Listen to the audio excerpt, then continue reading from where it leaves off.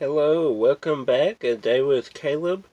We did the 50 worst films. Today we are trying to be more positive. We're going to do the 50 best movies. Again, all film is subjective.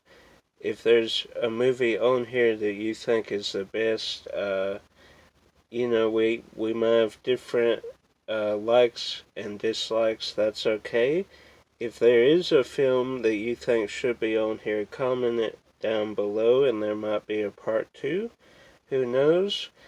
And I tried to kind of not use the same category. For example, Marvel being a comic nerd, half the list could have been Marvel films, but I tried to kind of pick and choose the best of the best and kind of do a broad array of films. So I hope you're ready to dive into the 50 best movies.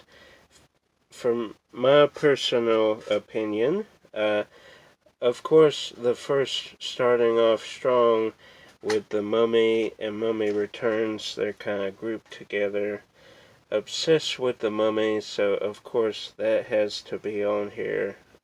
Any list that has the best films, if they're not included in that list, then that person is wrong. Fantastic films. Could do a whole video on those two films. We will not. Then Spider-Man 1 and 2, the Sam Raimi, of course, Spider-Man films. Two fantastic films.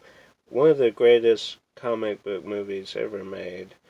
Then Twister, anytime I need like a good pick-me-up, or if I'm feeling kind of down, I put in the Twister. Of course, Bill Paxton is gone from us now, and Philip Seymour Hoffman.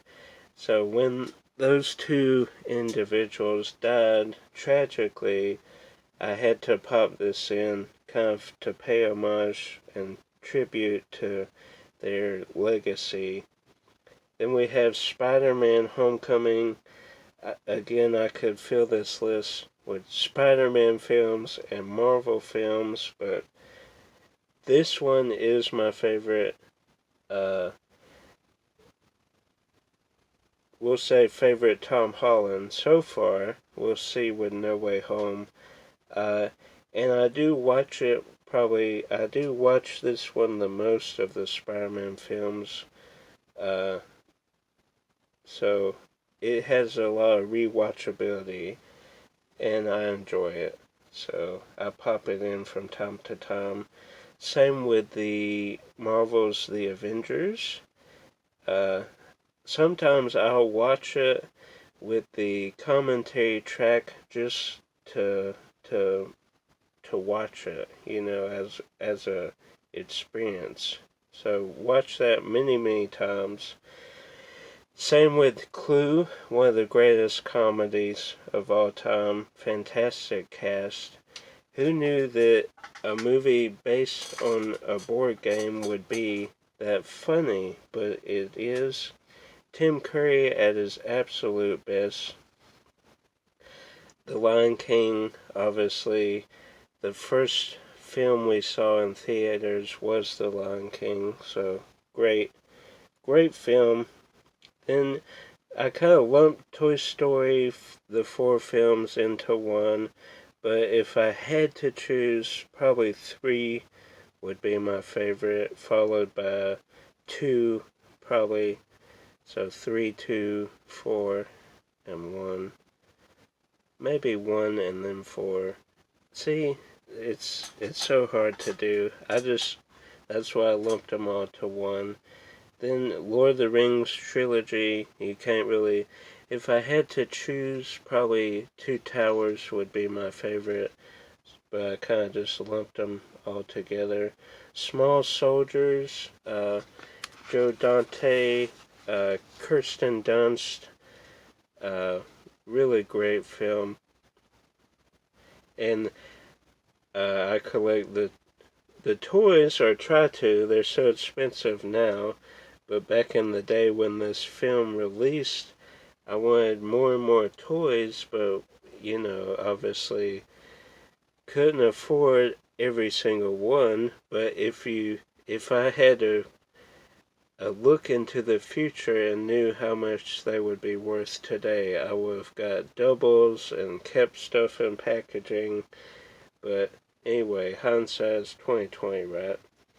Then we have Almost Partners, and most, if not all, probably do not know this film. And again, we'll put pictures so you can see what I'm talking about. Almost Partners, a great mystery, like whodunit type thing, with a girl who has a knack for solving mysteries and a police detective that kind of join forces. So Almost Partners. Tower of Terror, again, a lot of Kirsten Dunst on this list, rightfully so. She is my childhood crush, still my crush, so that's great. So Tower of Terror, then we have Brink, Suzy Q, Alley Cat Strike, Smart House, the kind of Disney Channel Renaissance films there. Then Clubhouse Detectives, again another kind of great mystery whodunit film. These group of kids getting together and solving a mystery, and it's fantastic. Again, if you haven't seen some of these on the list, go. Some might be harder to find than others, like Almost Partners and Clubhouse. They might be hard to track down. Then we could not have any best list without T2 Judgment Day, one of the greatest action sci-fi films of all time. James Cameron, fantastic direction.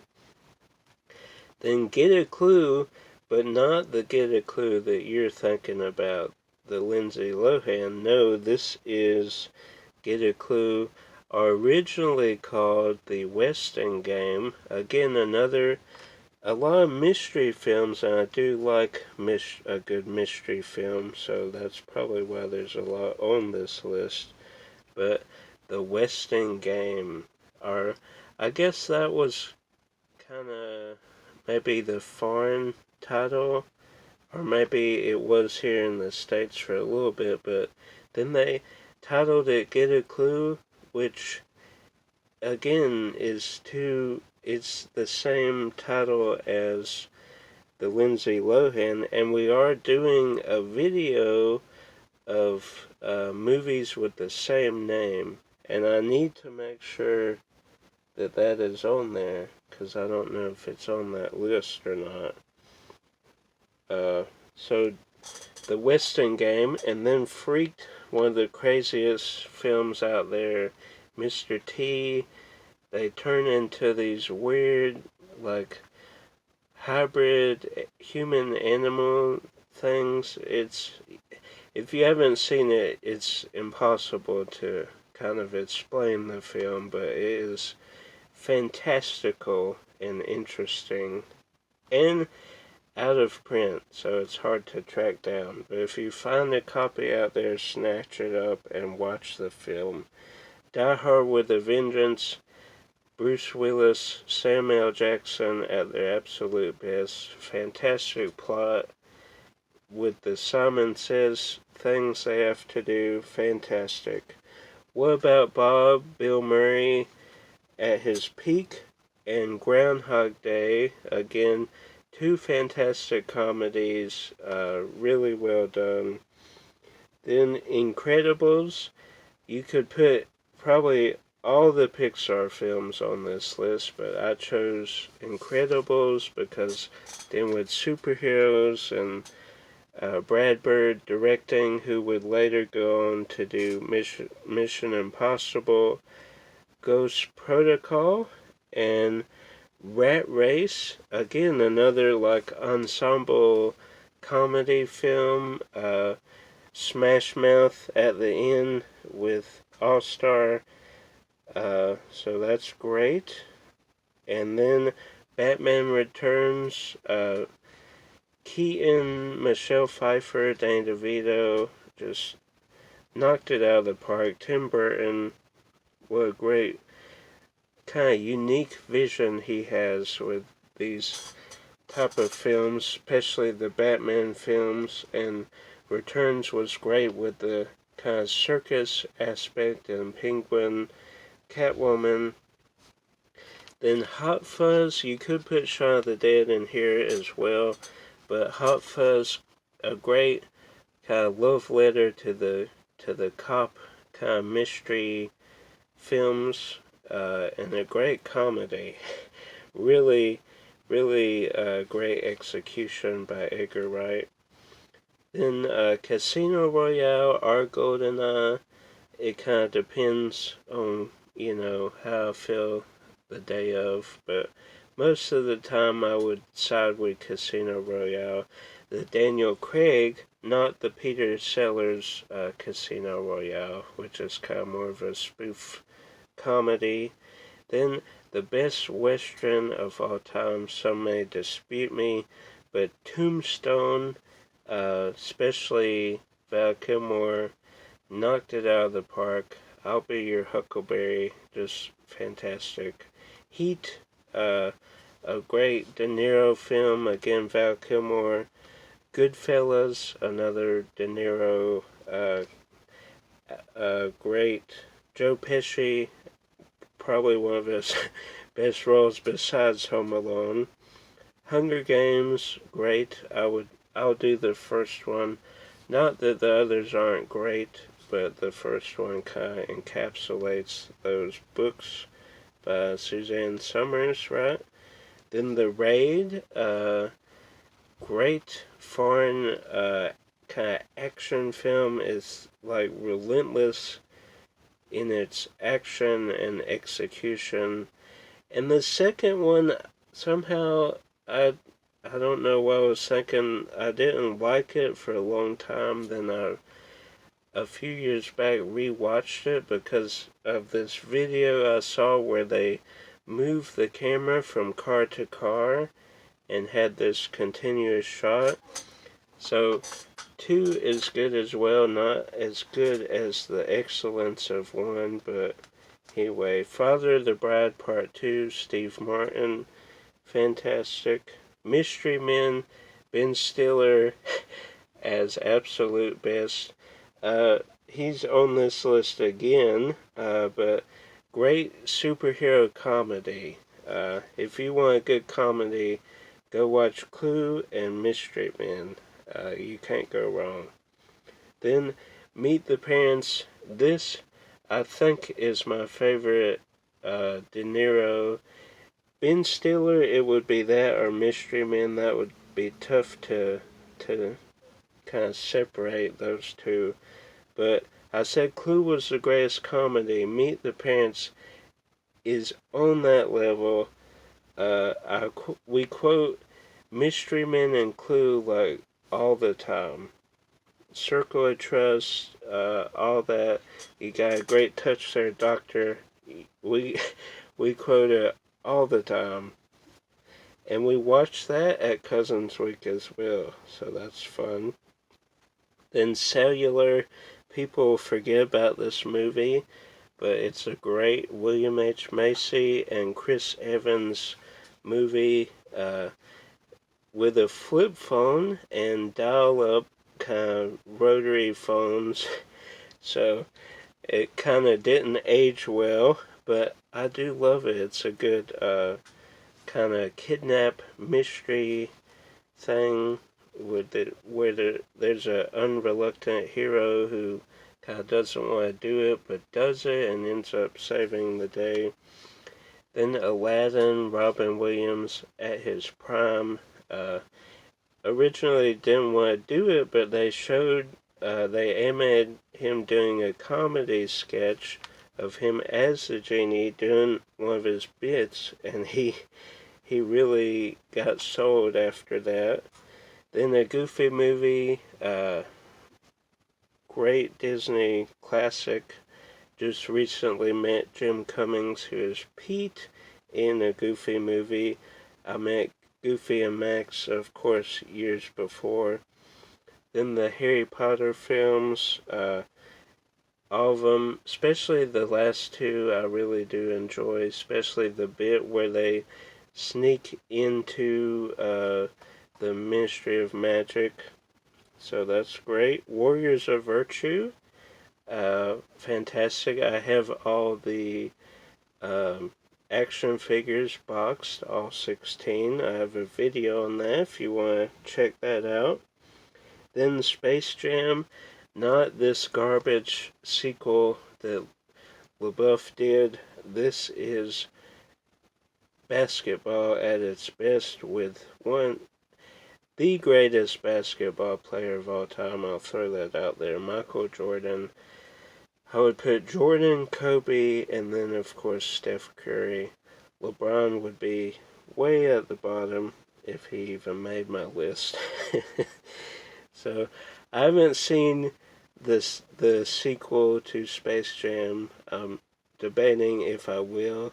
I'll probably watch it just to see how bad it is. Because who doesn't like watching the crash or whatever, you know? You can't help yourself to see how bad it is. And the 50 worst, I mean, why did I watch some of those movies? It's because we want to see how bad it is. Treasure Planet, an underrated Disney classic in my opinion. They took Treasure Island and twisted it to where it was in space, which is a fantastic idea. Still hunting treasure, still have the main characters, but the backdrop is space, which I love. Then we have Date Night and Get Smart, Steve Carell, fantastic, and Tina Fey, of course, on Date Night. So, great two films, great comedian, Steve Carell. Then we have Back to the Future. If I had to choose from the trilogy, Part 2 is my favorite, but I'll keep them as the three films. Shot 2 and 3 back to back, and Michael J. Fox shot Facts of Life. That's the show he was in, right? And he would shoot that during the day and Back to the Future at night. So I don't know when he slept. Maybe after all of the filming was done, and then probably months later he would shoot 2 and 3 back to back. Anyway, if you haven't read his books, go and read them. They're a great read. The Jurassic Park trilogy, you could put Jurassic World in here as well. We would, I guess, the original film, we would say, would make this list. 3 is fun, and Lost World 2 is fun, but it doesn't have the original cast. I'm excited that the new Jurassic World has the returning cast, so that's going to be fun. Then the Indiana Jones films, I like Temple of Doom, probably because it's the craziest. But 3 is great with Sean Connery and, of course, Raiders of the Lost Ark. And that fan film out there, if you haven't seen that, that's great. Especially the documentary where they spent, was it 7 years? 6 or 7 summers, like straight, doing shot-for-shot remake of Raiders of the Lost Ark, so that's great. The Oceans trilogy, really couldn't pick one out of the bunch because they each are unique and different enough. I would maybe the original 11, not the Rat Pack original, but the original Oceans. Such a great film, great heist film. Ocean's 8 is not a bad film either. I do enjoy that. It just didn't make the best list. Big Bully and Carpool, Tom Arnold at his peak. Just great films. Rick Moranis, of course, in Big Bully, and then Carpool, going on this carpool with a thief, a robber. That's a cool, unique twist. Then the Scream trilogy, I guess you could put 4 in here as well. Again, something we watched the whole trilogy at our cousin's house. I didn't sleep much that night because I did get quite scared. But fantastic films. Wes Craven. Then really any Jackie Chan film you could put on this list, especially the early 90s, Rumble in the Bronx, First Strike, so many great films. Jackie Chan, absolute legend. Then Speed with Keanu and Sandra Bullock, great film, great crime kind of suspense thriller. Then we end with the Mission Impossible franchise. If I had to pick, probably 3 are Ghost Protocol. But each film I feel like, there's something there that improves upon the story, especially with the girlfriend, kind of that arc between the last couple of films, I guess 3 to now. That's great. So that was my 50 best movies. If you didn't see a movie on here that you think should, again, comment down below. Hit that thumbs up button. If you're brand new to the channel, subscribe down below. Share with a movie lover. Until next time, guys, keep collecting.